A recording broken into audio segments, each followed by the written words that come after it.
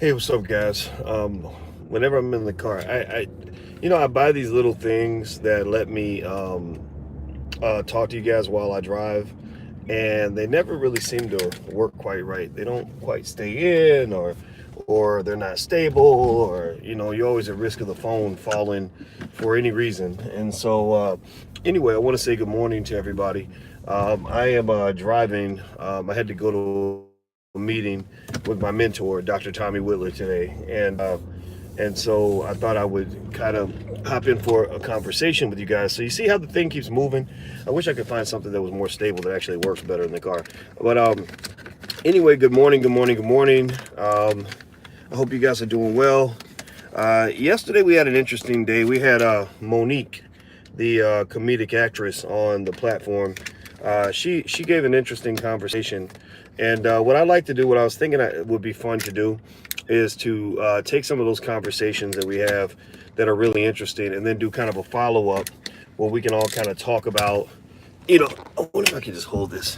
Where we can kind of talk about, like what we saw, what we thought about, who really made it work. You know, Sorry, I know I keep going in and out a little bit. Hopefully, my Wi-Fi won't give me any problems today while I'm driving. So, who is Tommy Willard? Tommy Willard is Tommy Whitler, Whittler, and he is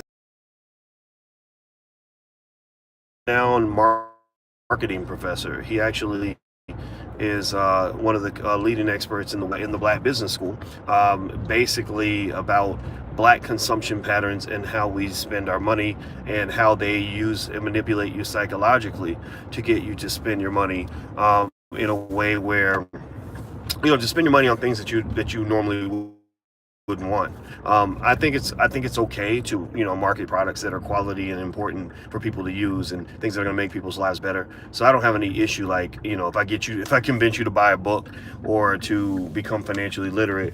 But when somebody's manipulating you to buy a used car or even a new car, which everybody knows new cars are not a good investment, then that's something you want to at least know when you're being played. Like, at least know what's really happening here. We need you in Memphis. Well, whatever city you want me to come to, I'm willing to consider going to any city, but I need y'all to help pay the cost. Where our company isn't trying to carry everything, because I'm gonna tell you, it is really hard running a business in the Black community, because Black people support white folks far more than they support Black folks. We got a lot of Black folks that really support us, really have our back, and really love them. But we got a lot of Black people who, they expect Black companies to give them things free. So they'll take a lot of things from us for free. But, when we offer something, when we sell something or have a class or have a product or a book or a movie, it's a little bit tougher to get the money out of, to do the things we want to do. And so I encourage people to be conscious about their spending, where, if you think about it, we spend the most money with the people who hate us the most. Like, the people who don't have our backs, we give them the bulk of our money. And the people who do have our backs, those businesses are little starving, struggling businesses. So we're not a starving, struggling business. Like, the Black Business School is strong. We're a $1 billion company in the sense that we have, what I consider to be over $1 billion worth of human capital and intellectual talent and capability. That's really, and I can say this, I would literally bet every penny, my bank account on this, because we actually are the world leading experts at preparing Black people to build Black wealth in a racist environment.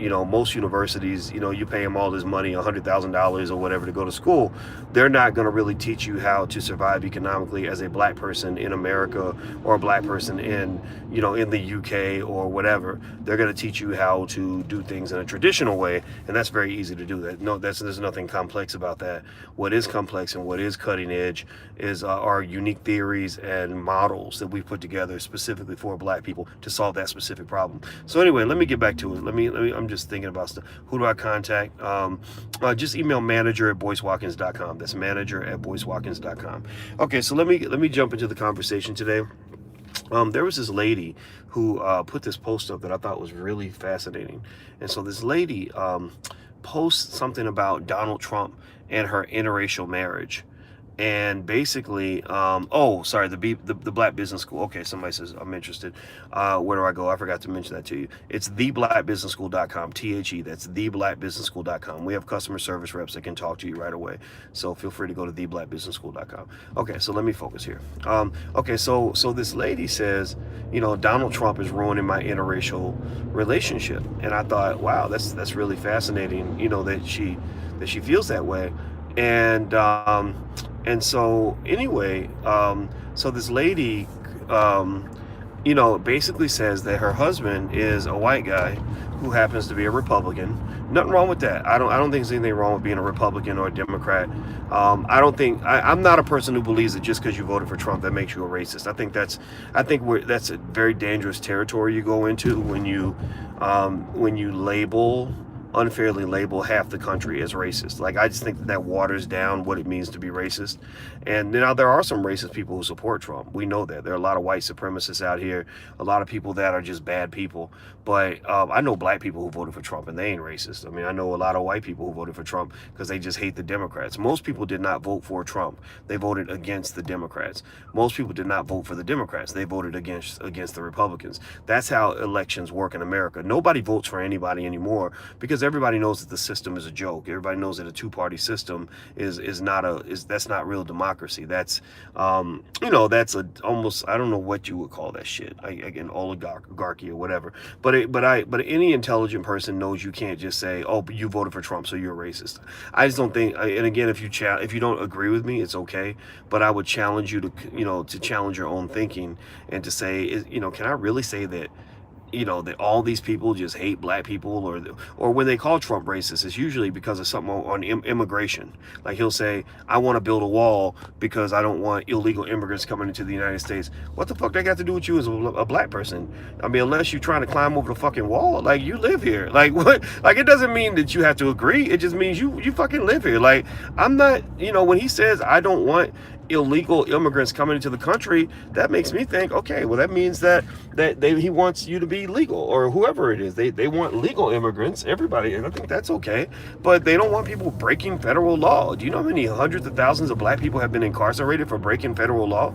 And you think that we're supposed to have a whole group of people where we're not going to punish them at all for breaking federal law? That's an insult to black people, in my opinion. There's so many black people that have gone to prison for breaking federal laws, for breaking and entering, for drug distribution, all kinds of shit. And you gonna tell me I'm supposed to just look the other way while 10 million people break federal law? Like, no. Like, if you want me to do that, cool, I'll consider that. Just do me a favor first. To get me to be okay with 10 million people breaking federal laws, then what you need to do for me is you got to go let out all those black people that are incarcerated right now for breaking federal law. If you let them all out, if you let all tens of thousands of drug offenders, even just the non-violent ones, if you want to, that's fine. Then I'll consider, looking the other way, with illegal immigration. Like, they got y'all stuck on stupid. They got us believing dumb shit, like stuff that don't even make no damn sense. Like, I can understand if you say Trump is bad because he didn't, support the Central Park 5. I can get it if you say, why do you keep picking fights with black people, black athletes or whatever, as opposed to picking fights with the white guys? That's fine. That does kind of speak to an issue, but I don't get this whole, like, because you are strong on immigration, you must be a racist. That does not apply to me. I'm African American. I'm American too. That means this is my country. I live here. Like, I don't feel like any kind of way because you wouldn't let me in if I was coming from Mexico. It doesn't mean I don't have empathy for people coming here, but I do understand the perspective of those who just say, look, come here, just do it legally. I don't even care enough. I can't even say I have an opinion on immigration, because it's more like I just don't give a fuck. Like, I got a community where children are dying every day. We have mass shootings in Chicago, Detroit, Philadelphia, and New York, and all these other places every single day.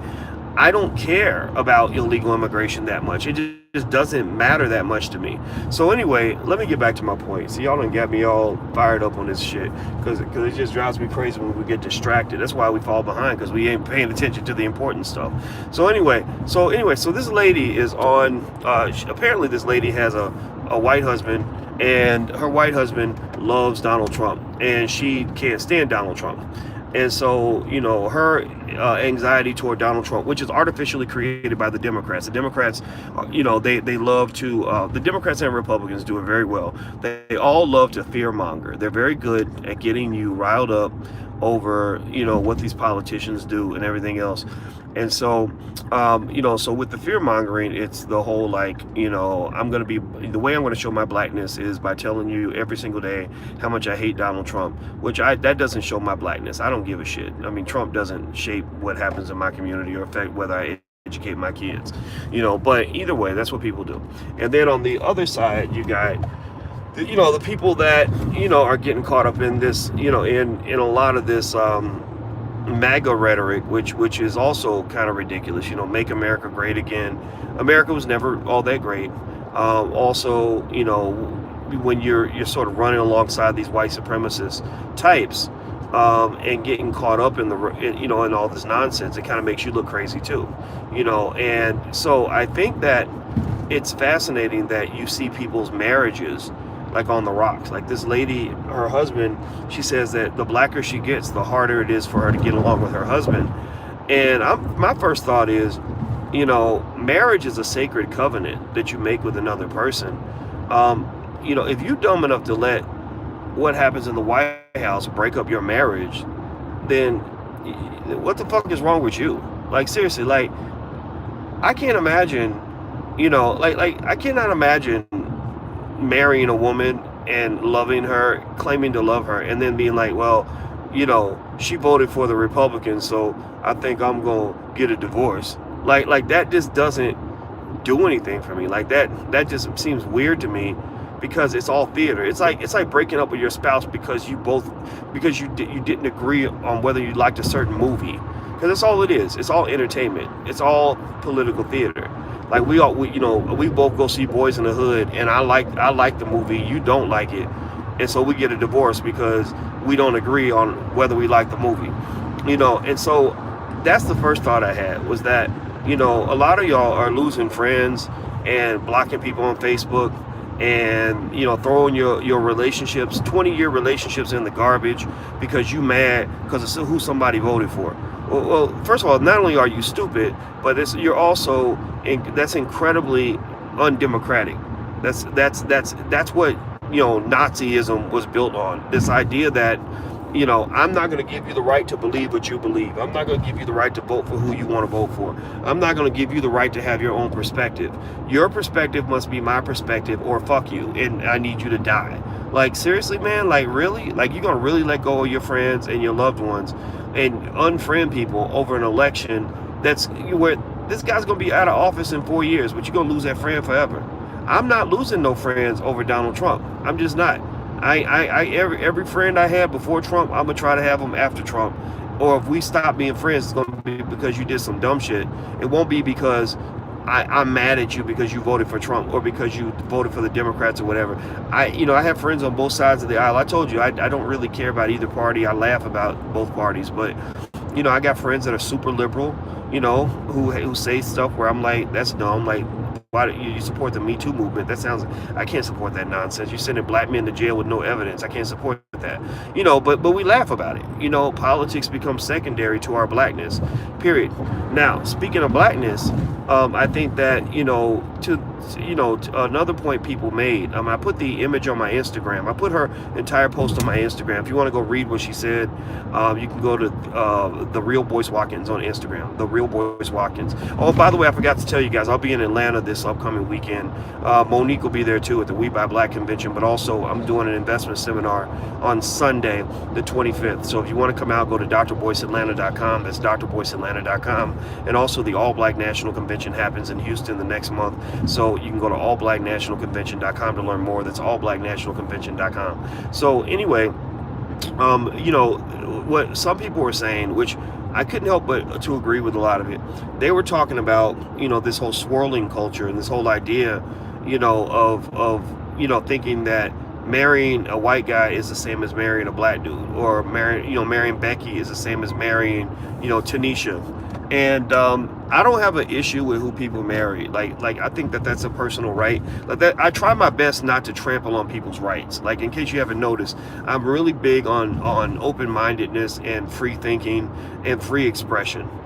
So if I don't really care, for example, who you marry, as long as you ain't trying to marry me. I don't really care who you're having sex with, if you're gay, straight, all that stuff, as long as you ain't trying to have sex with me or my woman. Like, I don't really care. And I think that helps me to kind of be tolerant in terms of saying, look, just be who you want to be. Just don't push that on me. Like, don't get mad at me because I don't agree with you. Like, let's just agree to disagree. Let's find some stuff that we agree on. But with the swirling thing, or with the whole interracial dating thing, I think that the hard part with that, and I have loved ones very close to me in my family who married people that were not black. And now, would I do that myself? No. But would I go and chastise somebody for marrying a white person? No. That's ignorant to me. I wouldn't do that. I wouldn't. If you bring the white guy to the family barbecue, I'm going to treat him kindly unless he gives me a reason not to. And I think that that's common sense, right? And so anyway, so she I think that one thing that people forget about is that, love is not colorblind. It's as colorblind as it is politically blind. Love is not politically blind. Love is not colorblind. They say that there are two things you should never discuss at the dinner table, and that's religion and politics. Those are two things you should avoid at the dinner table, because people feel very strongly about those things, and it divides people. I'm Catholic, you're Jewish, or let's say I'm Muslim, you're Jewish, or you're I'm a Democrat, you're a Republican. People get caught up in that shit, and it's honestly, it seems silly to me. I don't get into any of that, but I'll talk about it, but I don't really get offended by it. Like, there isn't much you could say, in terms of religion or politics that's going to offend me, because I know at the end of the day, I have the right to go off and do whatever I want to do. You could talk to me all day about church, but if I don't want to go to church, I'm just not going to go. And I defend people's right to go to church. Like, I defend the black church, because I feel the black church got really abused during the Obama presidency when they got into the whole gay marriage issue. I felt like the black church was unfairly labeled. I felt that people were attacking black church members, and anybody who's ever gone to a black church, they know that the black church is filled with love. Like, first of all, half the dudes in the choir are gay, so they don't, there's no like, we don't want gay people here. Like, no, they don't say that in church. Or if you go up to your pastor and say, I think we need to go find a gay guy and beat him up, your pastor gonna be like, what's wrong with you? So I think that was unfair. And the reason I bring up politics and religion is this is the reason I bring it up. I bring it up because politics and religion are very correlated with issues like race. Like, race itself is a political issue. Race is a political, cultural, sociological issue. How you view things like white privilege, is an issue. How whites and blacks view each other in America is a big issue. And the reason I think a lot of interracial dating I've seen has not worked. It works well if you stick with this colorblind shit. Like, if you really truly believe love is colorblind and you want to be colorblind and everybody just want to be as blind as possible, then it can work, and as long as you stay blind. But the minute that you start waking up and stop being blind and start really seeing America for what it is, the more potential you have for entanglement. Why? Well, because a black person that's really conscious of all the disparities and issues that come with being black is going to evolve. They're going to change. Black people fit in because most of y'all sleep. Most of y'all motherfuckers, took some damn sleeping pills at birth and are like snoring every single day of the week. Like, most people in our community are asleep and lost and backward. We're unconscious in every way, totally unconscious, totally knocked out, totally passed out. Like you took 20 mollies and drank a pint of vodka, and you're getting molested while you sleep. They're fondling you while you sleep, because it's easier to take advantage of a community when they're completely unconscious. And so what makes people like myself, I think, very dangerous to America, or to American security, or national security, if you will. It's not because I'm ever going to go out and tell anybody, oh, I want you to go kill somebody or whatever. I would never do that. I don't believe in that. But it's because I'm awakening people's minds. I don't know if you guys read the article where, sorry, I'm trying to drive at the same time while I'm talking to you guys. I don't know if you guys read the article where they were basically saying that there was an Illinois prison that banned all books on black consciousness and black history and black politics. Why would you ban books that help black people become better people? Like, why would you not want them to learn how to become more intelligent and more more productive members of society? Well, because they know that black consciousness is the antidote to white supremacy. They know that black consciousness is a threat to white supremacy.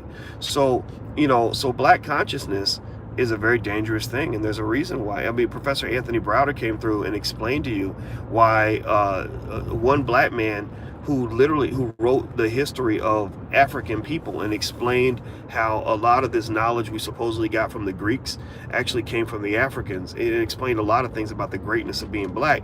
This guy was murdered. Like, they murdered him ritualistic style for revealing secrets that should not be revealed. So ultimately, black consciousness, you can't sleep on that shit. Like, you can't, it's like if you sleep and somebody injects you with adrenaline, like pure adrenaline in your body, you can't keep sleeping. You're gonna wake up, and that's gonna change everything. If somebody's molesting you or fondling you, then they can't keep doing that. So ultimately, what I've seen it happen. I've had people come to the, like All Black National Convention, right? This has happened a couple of times where there was a young brother who was about 25 years old, and he was dating Becky, and they were going to get married. And he came into me afterward, and he was like, before I got here, I was going to get married to my fiance. He said, now I don't think I can do it. I just don't think I can do it. And I felt bad for him, because I was like, damn, we woke him up, and it would have been better if he'd stayed asleep. It'd have been better for his marriage and his relationship if he stayed asleep.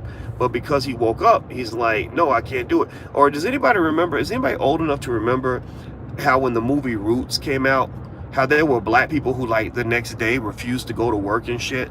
Like, they literally were so pissed off when they found out the truth about how black people had been treated.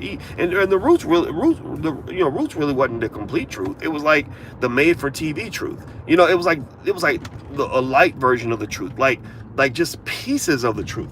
And people were going crazy. People were mad as hell. Like, they had to reshape and redefine all their relationships because of that. And that's kind of what happens when a black person becomes conscious, And so this woman, it sounds to me like she's going to have a conflict with her husband because she's realizing what it means to be black. And he's on this, this whole MAGA thing, right? And now here's the thing. Here's what's going to really irritate a lot of people when I say this. I don't really have an issue with MAGA people, or even, the white supremacists who are proud to be white. I don't really care.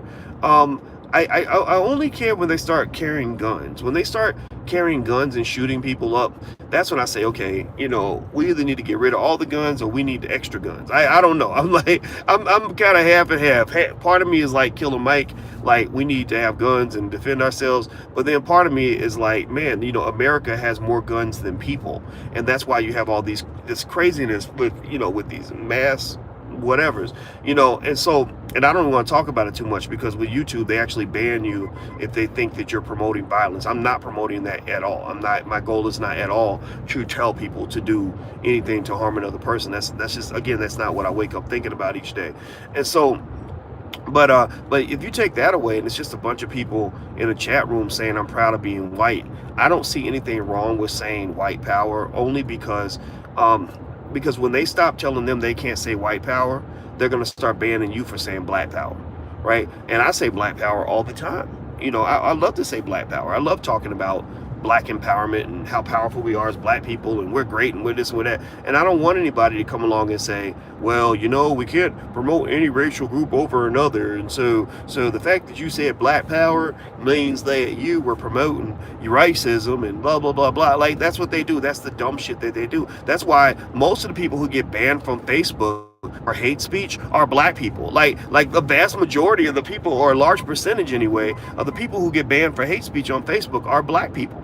That shit flips on your ass. They flip that. White folks always do. They love doing that shit. They'll start off like, we have an anti-racism campaign, and so the first few people we're going to ban for racist behavior are black people, because they don't understand how racism works. They don't understand the history of this country. So anyway, you know, I think that when it comes to this lady and her husband, her MAGA loving husband and all this other stuff, I think it's his right to be a MAGA lover. I think it's his right to love Trump. If he want to wake up and, you know, and he want to kiss a picture of Donald Trump on his wall every morning, then that's his right. I don't really care. I don't care. Some of y'all might have voted for Trump.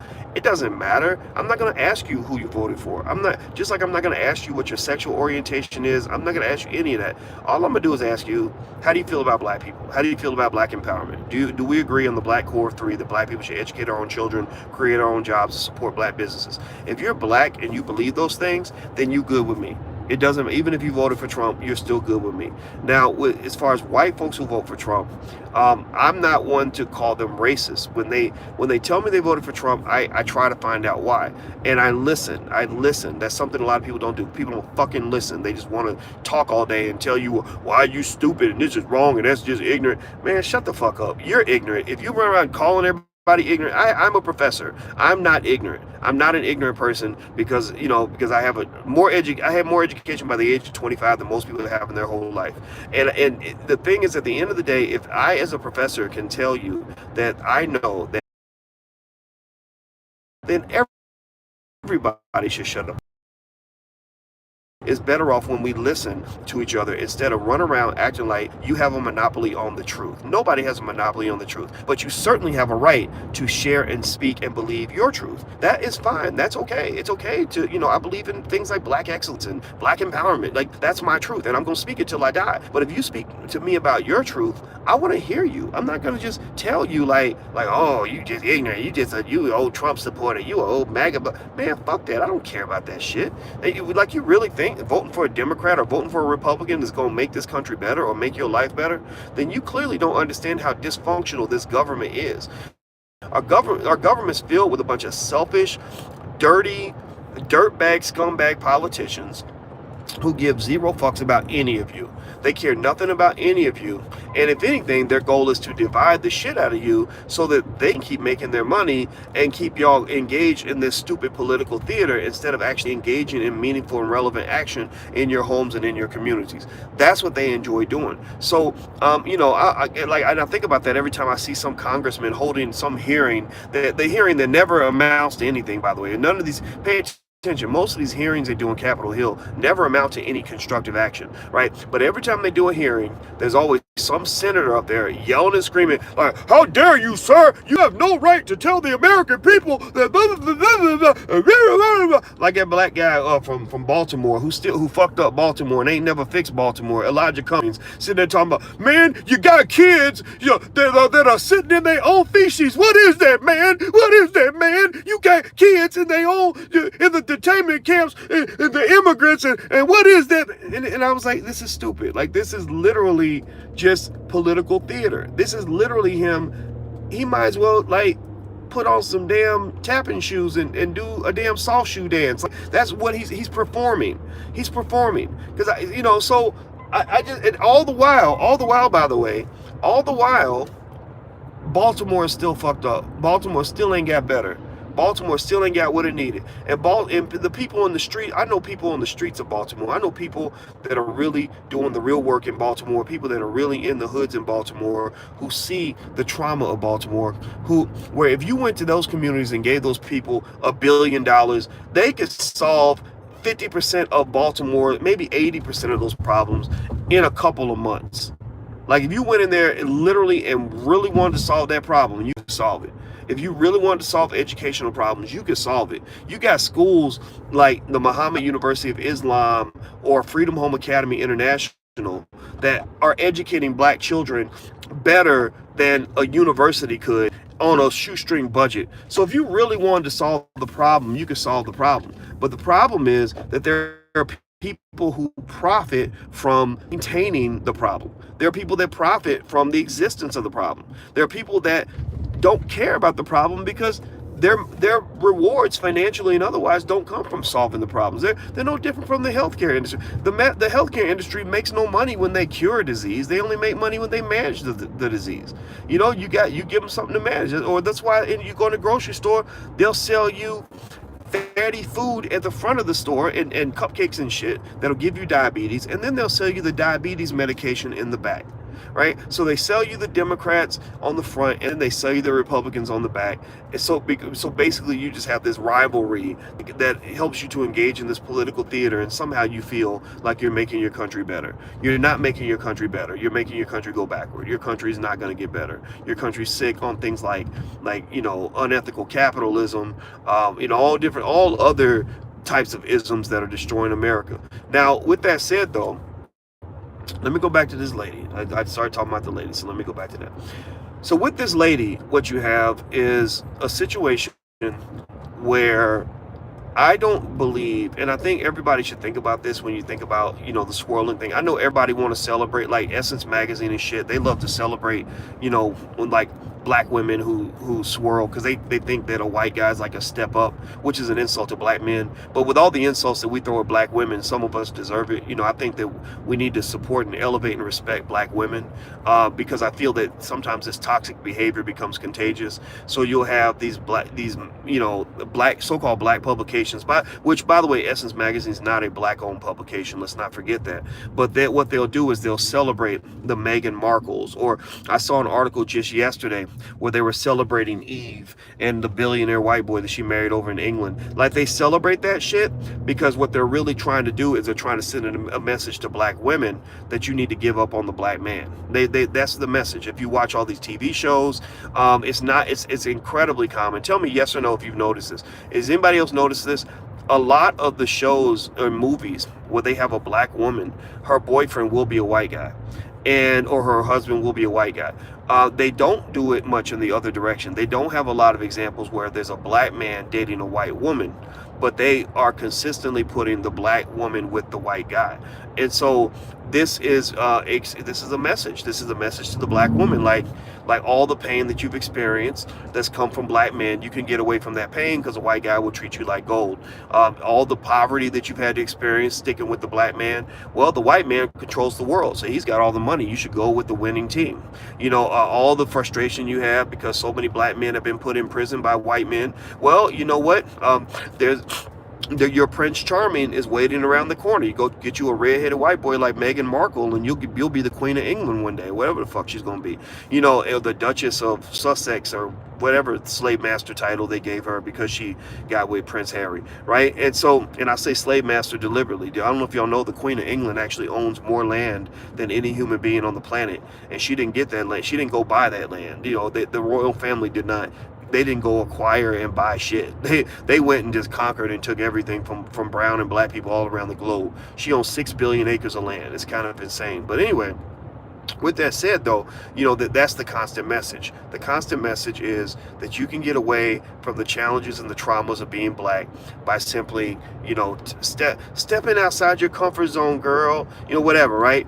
And, in fact, I knew a guy that was in prison for a while, about 23 years, and he told me that the prison guards, the white guards would say things like, while y'all Negroes are in prison, they would use the N-word, but I'm not going to say it this morning because it's too early to be using words like that. I'm trying to tone down the cussing. He said, so while y'all locked up in here, we're out here fucking your women. He said they would literally say things like that to them. So ultimately it's a competition, and so the black man's obligation on this is to start winning the competition. Like, I think black men have to kind of man up a little bit, not a little bit, but a lot, because in this society, when you're letting, like, especially for black boys, you really shouldn't let a black boy be trained and educated on manhood by, like, say, a white woman. It doesn't work. It just doesn't work very well. Black boys conflict consistently with white females in the school system and also in the workplace. Tell me if you're a brother out here and you worked with white females and had conflicts that you did not understand, or conflicts that frustrated you very much. Well, that's a natural thing. It doesn't make them bad people. I'm not trying to get into all of that. But what it is that they see you, people see you as a beast, from birth. They see you as a menace to society. That's the reason people like Margaret Sanger wanted to engage in eugenics to minimize the numbers of black males being born. Also, they want you feminized. They don't want you to be powerful. They want you to either remain a little boy or they want you to be a little girl. You could be one or the other. If you're a black male, if you're a little boy or a little girl, then you're not a threat. That's why the black people, the black males that you tend to see that elevate through society, they get on TV, they get put in movies and shit like that, they're either little boys or they're little girls. They're not big strong men. Big strong black men, big masculine black men are scary, because what happens when a masculine black man sneaks through the cracks and gets featured on national TV?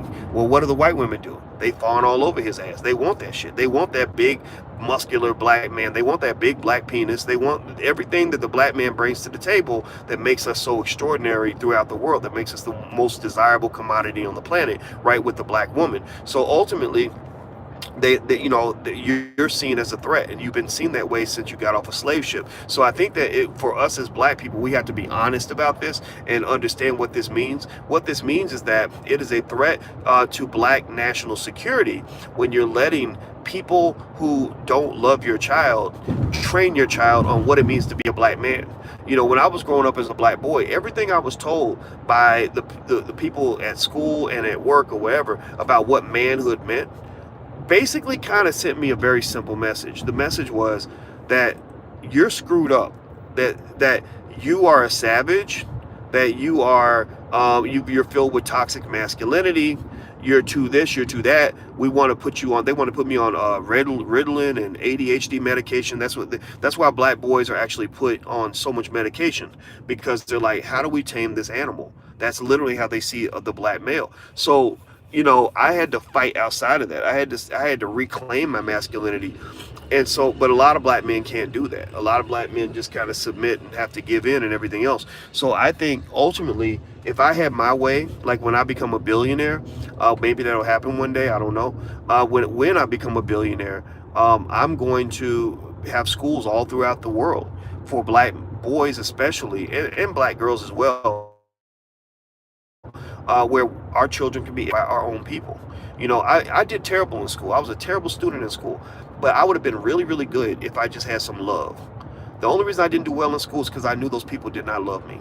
The only reason I did bad in school was because, I had, my biological father wasn't there, so I didn't feel as loved at home as I would have liked.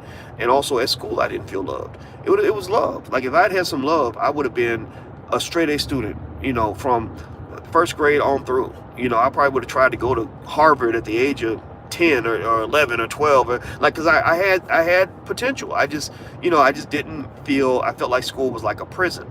I got tired of those white women constantly telling me, what was wrong with me. I got tired of them constantly telling me, sit down, calm down, be quiet, stop it. You need to change your behavior. You need to change this, change that. And when you keep doing that, you're telling the kid, like, all these things are wrong with you, that who you are is not good enough. And so one of the things that became very important to me over time was loving myself, really accepting, like, wait a minute, what, who I am, and I think who I am is pretty cool. I like that guy. I'm gonna like him, and I'm gonna parade him to the world, and we're gonna go out here and we're gonna get some things done. And that was almost like taking shackles off. And once I took the shackles off, I was able to become my best self and really truly live my best life. So ultimately, just going back to, the black male and the black female, I think that it's black woman that I read on her. And again, if you want to read what she wrote exactly, instead of getting my interpretation, you can actually go to my Instagram. It's The Real Boyce Watkins. And so that's The Real Boyce Watkins, for those who didn't hear it the first time. If you look at that kind of situation, right, I think that if you engage in an interracial relationship, you have to decide from the jump that, politics is not going to be a driving factor relationship, that we can be who we're going to be and it's going to be okay. Another thing I've noticed in terms of times where it does actually work is when one person is taking the lead and the other person is just a follower, right? So I'll see, some black women who have strong personalities who love to marry white guys, or who like to date white guys because maybe the white guy will go along with whatever agenda she sets. Like, have you ever seen a black woman marry a white dude where she's like the blackest black woman ever, because every day she's getting up trying to prove that she still deserves her black card, and she's doing like more blackety black stuff than most black people do, because she's overcompensating, because she feels self-conscious about the white guy she married, and the white guy's like going right along with it, like he's totally like down and supportive of every single thing she does. I think situations like that are okay. I mean, I'm not saying that it's ideal all the time, but what I see there is a hierarchy. She's the alpha of that relationship, and so I guess that can work. I guess that can be fine. I've seen brothers have the same situation, with when they get with their milk of magnesia or whatever, and he's still who he is, and she's just sort of following along. Now I did see one awkward relationship that was really funny. I had a friend who was a black guy who was like the most self-hating Negro I've ever met. I grew up with him, I knew him as a kid, but this kid literally hated it being black. Like, being black was like a nuisance for him, and he ended up marrying this white woman who was like an African American studies major, and it was so funny because his wife would like message me on Facebook and be like, I try to tell him like that he should read some black history books and he won't do it. And I keep trying to help him, like, stop hating himself and stop hating, the fact that he's black. And she's a white woman, like, saying these things to me. And it was so funny to me to see that. Now, I don't see that so often. But what I do believe is that if you have a hierarchy in the relationship, it can work. But if you have two strong-willed people, like in her case, she's super black, and in his case, he's like a super MAG supporter, I don't see how that's going to work. Like, that's going to be a divorce, like, waiting to happen. And so that's one of the reasons why, if you've ever heard me talk about marriage, y'all know who I'm gonna marry, by the way. I've already told y'all who I'm gonna marry. Like, I already picked her out. She's right there in my house. So just so you know, don't be surprised when I tell y'all that I don't put a ring on her. That's my woman, and that's who I want to be with. But even before that, for years, if you've been watching me for years, you've heard me say that I will marry a black woman. I will marry a black woman. And when I said I will marry a black woman, it wasn't because I hate white women.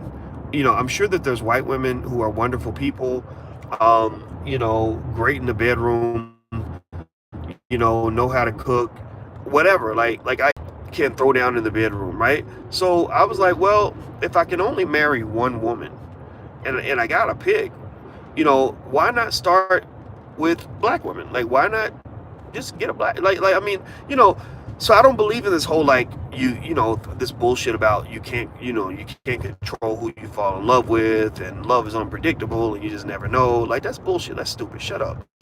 Like, no, you can control that. You can decide if you're going to open yourself, fall in love with a person, because there's a process. Like, if you're strategic enough, if you're smart enough, then you can meet a person and decide, like, I'm not going to let myself fall in love with this person. Like, that's not going to happen. So I have never, and I will put it on, I swear on a stack of Bibles, I ain't never slept with no white woman. I ain't never, been on a date with no white woman.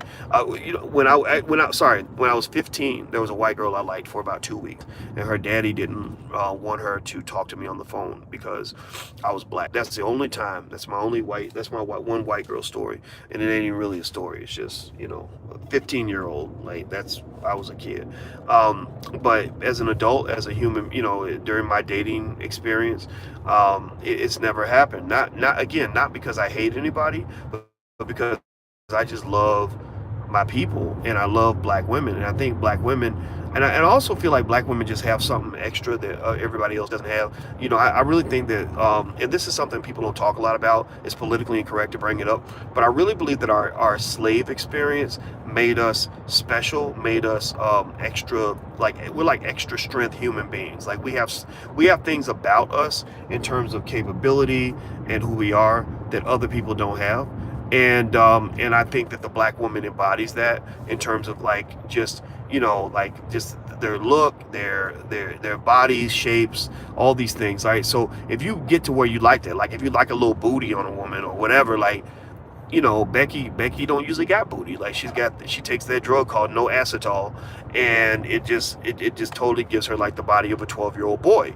And so, I mean, I guess if you like 12-year-old boys, maybe that's appealing to you, but it's never been appealing to me.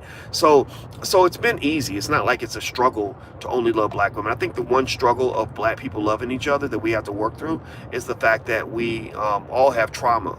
And so when you're a black woman, you're committed to black men, you're going to run into a lot of traumatized men who are going to do bad things sometimes because of the trauma.